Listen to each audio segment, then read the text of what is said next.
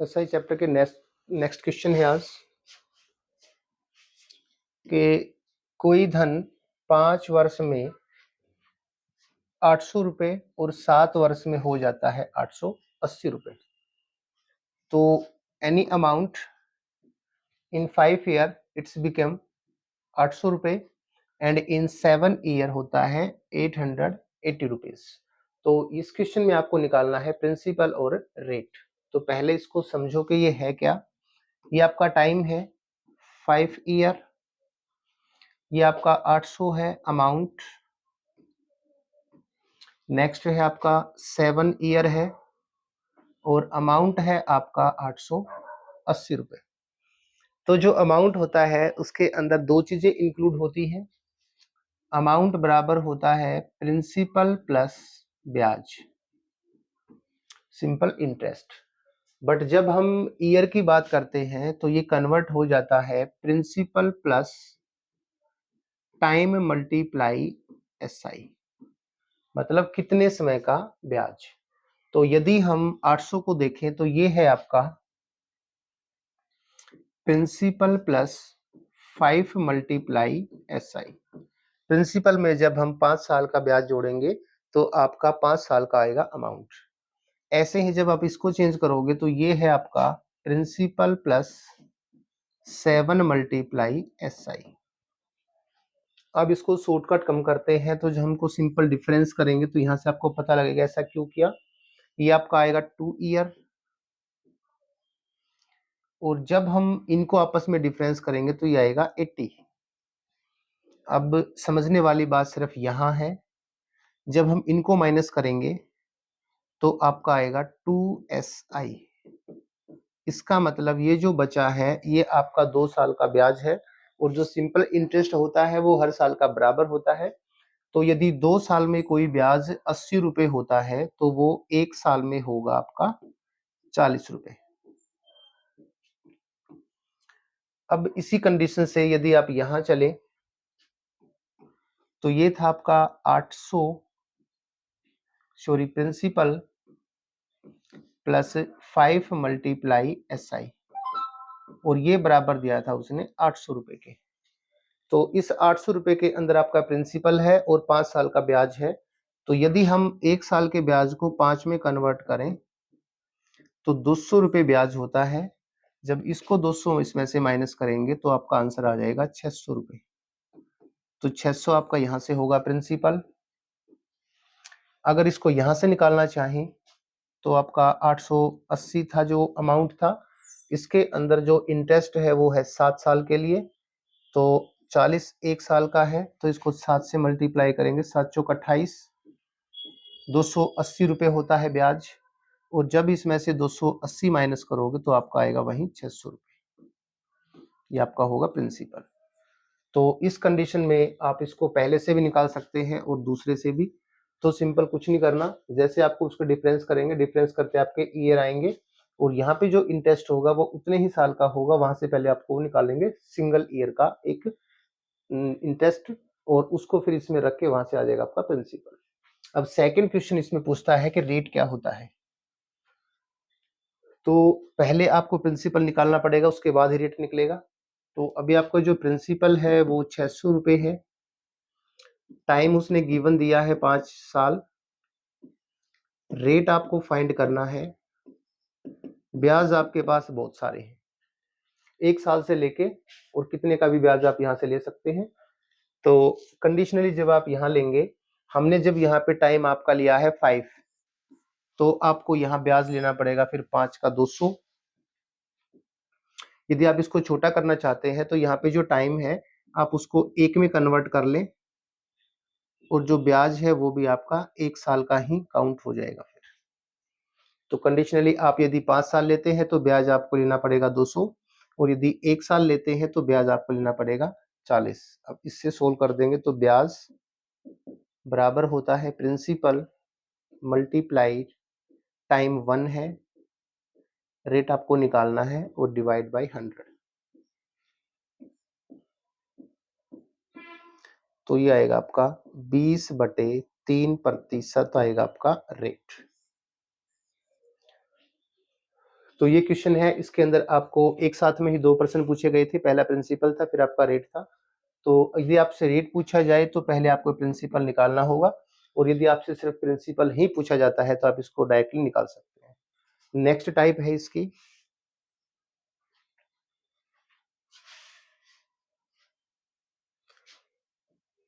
किसी धन को 10% की दर से बढ़ाकर और रेट जो है उसका 12% कर दिया जाए। 10% पहले रेट था आपका, इसको कन्वर्ट करके कर दिया उसने 12%। तो जैसे ही आपके रेट में इंक्रीमेंट होता है तो उसका जो ब्याज है वो 90 रुपए बढ़ जाता है। तो इसके अंदर आपको कुछ नहीं करना, पहले इक्वेशन लेके देखते हैं और उसके बाद इसको शॉर्टकट निकालेंगे। तो कोई भी धन है x, पहले वो 10% था, सेम टाइम था आपका एज इट इज, फिर उसने कहा कि 12% हो जाएगी, सेम टाइम रहेगा 100 और इज इक्वल टू 90। ये रेट ज्यादा है तो इसमें से ये घटेगा, इसका मतलब आपका जो आंसर है वो आएगा x multiply 2 multiply t divide by 100 और इज इक्वल टू 90। तो इसके अंदर जो प्रिंसिपल है वो तो सेम रहेगा आपका। तो इसमें पूछा गया कि प्रिंसिपल क्या होगा।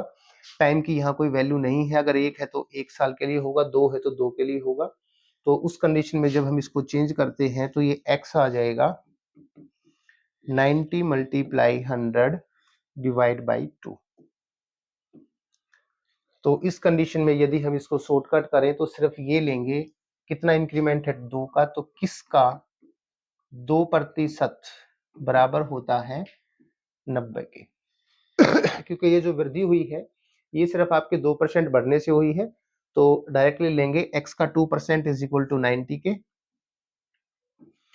तो 2 से हो जाएगा 45, तो x की वैल्यू आएगी आपकी 4500 रुपए। तो ये हो जाएगा आपका प्रिंसिपल।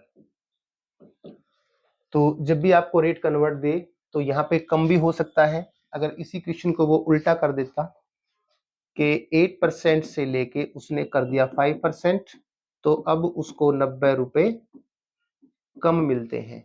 तो अब भी जो डिफरेंस है वो 3% का होगा, तो x का 3% इज इक्वल टू 90, और ऐसे ही आपका आंसर आ जाएगा 3000 रुपए। तो इसकी दो ही टाइप होंगी, या तो रेट इंक्रीमेंट करोगे तो ब्याज भी इंक्रीमेंट हो जाएगी, और यदि रेट को डिक्रीज करोगे तो जो ब्याज है वो भी डिक्रीज हो जाएगा। तो ओनली डिफरेंस लेना है, जैसे हमने पहले बताया था प्रॉफिट प्रॉफिट प्रॉफिट लॉस वाले क्वेश्चन में, सेम वैसे ही इसके अंदर होगा। नेक्स्ट है आपका, किसी धन को 5% की दर से 4 वर्ष के लिए दिया जाए और उसी धन को यदि हम 6% की दर से 3 वर्ष के लिए दिया जाए, तो जो ब्याज है उनके अंदर सम होगा उनका 3040, या उनका अंतर होगा 160। जैसे कि आपने पहले किया था सेम वही करना है, इसमें प्रिंसिपल मेंशन नहीं है बट दोनों के अंदर सेम है। तो उसने पहले सम दिया है, तो principal multiply rate multiply time divide by 100 plus principal multiply rate multiply time divide by 100 is equal to होता है 3040 के। तो ये आपकी पहली इक्वेशन है सिंपल, कि पहले का जो ब्याज है और दूसरे का जो ब्याज है, कि दोनों को ऐड कर दिया जाए तो वो 3040 होता है। सेकंड कंडीशन में उसने कहा है डिफरेंस, तो सेम कंडीशन रहेगी आपकी, x multiply 5 multiply 400 minus x multiply 6 multiply 300, और अब की बार डिफरेंस है 160। तो जैसा क्वेश्चन ने कहा वैसे ही सिर्फ इक्वेशन बनानी है आपको। अब जैसे आप इसको सोल्व करेंगे तो यह हो जाएगा आपका 20x प्लस 18x, और ये यहां से जब जाएगा तो मल्टीप्लाई हो जाएगा वहां पे जाके, तो ये हो जाएगा आपका 38x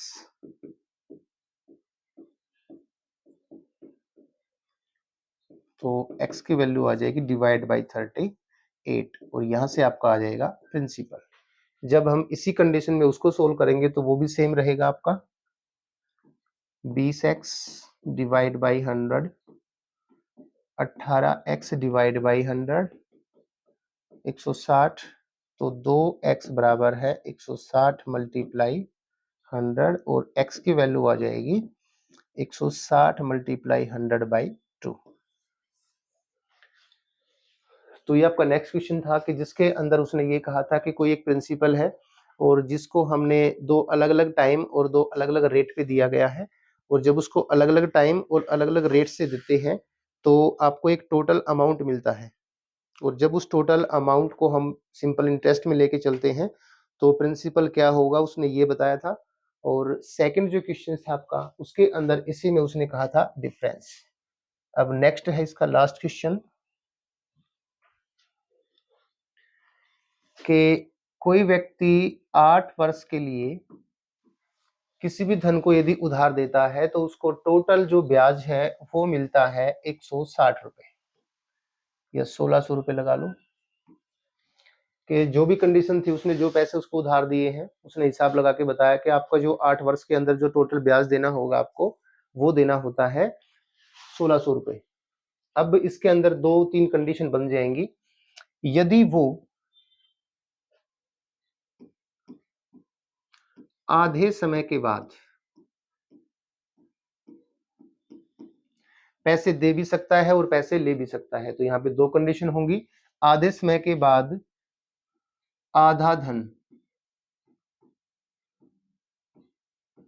वापस दे देता है,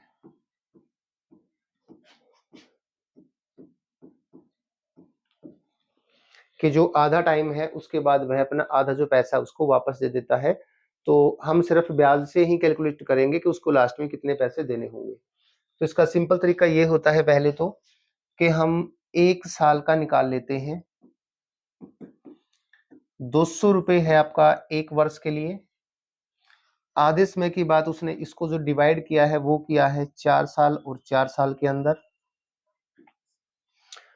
तो आपका जो ब्याज है वो 200 रुपए था 1 साल का।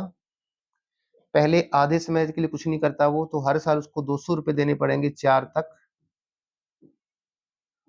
तो 800 रुपए देगा वो 4 वर्ष तक। उसके बाद वह कहता है कि यदि वह आधा धन वापस दे देता है, तो यदि वह धन को आधा करता है तो उसका जो सिंपल इंटरेस्ट था आपका वो भी हो जाएगा हाफ। तो पहले जो 200 रुपए पर ईयर देता था अब देगा वो 100 रुपए पर ईयर, और टाइम जो रिमेनिंग है वो आपका 4 है, तो इसको 4 से मल्टीप्लाई करेंगे तो टोटल आपका 400 रुपये आ जाएगा, और वो टोटल अमाउंट देगा आपका 1200 रुपये। ये बिल्कुल सिंपल तरीका है इसका। सेकंड कंडीशन में कहता है वो कि यदि आधे समय के बाद आधा धन और ले लेता,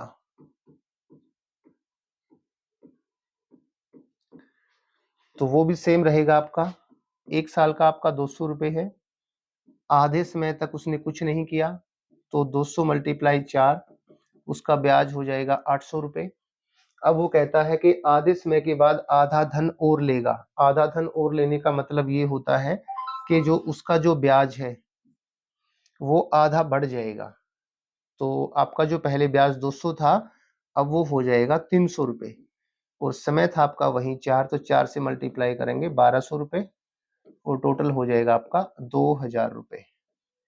यहाँ आपको ध्यान रखना है कि यदि वो यहाँ कहता कि उतना ही धन और ले लेता, सेम अमाउंट लेता, तो सेम लेगा तो जो प्रिंसिपल नशोरी जो आपका ब्याज है वो हो जाएगा डबल।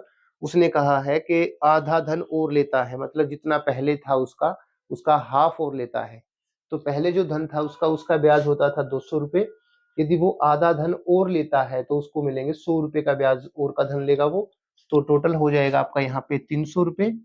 और रिमेनिंग जो टाइम है आपका वो था 4 साल के लिए, तो बाद के 4 साल में देगा वो 1200 रुपये, पहले दिए थे उसने 800 रुपये, तो टोटल जो ब्याज है वो हो जाएगा आपका 2000 रुपये।